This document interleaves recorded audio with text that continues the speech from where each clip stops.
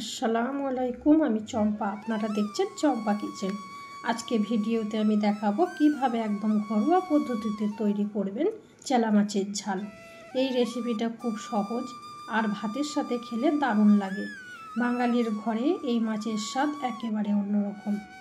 বন্ধুরা সব কেমন আছেন? আশা করি সব ভালো আছেন। একটা লাইক দিয়ে পুরো ভিডিওটা দেখার অনুরোধ রইল। চলুন শুরু করা যাক আজকের রেসিপি। আমি নিয়ে নিয়েছি এখানে চেলা মাছ অল্প। চেলা মাছটাকে এবার আমি ধুয়ে কেটে একটা জায়গার মধ্যে রেখে দেব। এবার আমি গ্যাসে চাপিয়ে দিলাম কড়াইয়ের মধ্যে দিয়ে দিলাম পরিমাণ মতন সর্ষে তেল।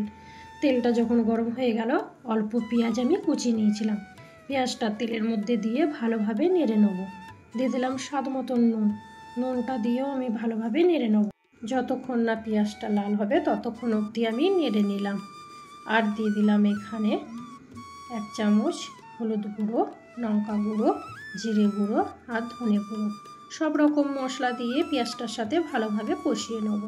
দিয়ে দিলাম এখানে অল্প একটু পানি, যাতে না মশলাটা ধরে যায়। ওপর থেকে দিয়ে দিলাম কেটে রাখা মাছটাও তেলে পেঁয়াজে মশলার সাথে ভালোভাবে কষিয়ে নেব। দেখুন বন্ধুরা, আমি এইভাবে আস্তে আস্তে হাতে আমি নেড়ে চেড়ে কষিয়ে নিলাম।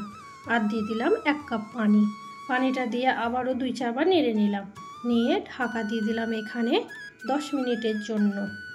10 মিনিট পর যখন আমি ফিরে এলাম, দেখলাম আমার মাছটা অল্প রান্না হয়ে এসছে। ওপর থেকে দিয়ে দিলাম কাঁচা লঙ্কা চিড়ে আর ধনে পাতা কুচিয়ে। আবারও আস্তে আস্তে আমি নাড়াচাড়া করে নেব। এইভাবেই নাড়াচাড়া করিয়ে আমি এখানে আবারও 10 মিনিটের জন্য ঢাকা দিয়ে দিলাম। 10 মিনিট পর যখন আমি ফিরে এলাম, দেখলাম আমার মাছটা চচ্চড়ি হয়ে গেছে। দেখলেন তো কত সহজে বানিয়ে ফেললাম চেলা মাছের ঝাল। যারা মাছ প্রেমিক তাদের জন্য একদম পারফেক্ট রেসিপি। এই রেসিপি বাংলা ঘরে একেবারে আদর্শ। তো বন্ধুরা, কেমন লাগলো আজকের রেসিপিটা? যদি ভালো লেগে থাকে তাহলে একটা লাইক দিতে ভুলবেন না, কমেন্টে জানাবেন। আর ভিডিও যদি আপনাদের ভালো লাগে তাহলে অবশ্যই বন্ধুদের সাথে শেয়ার করবেন।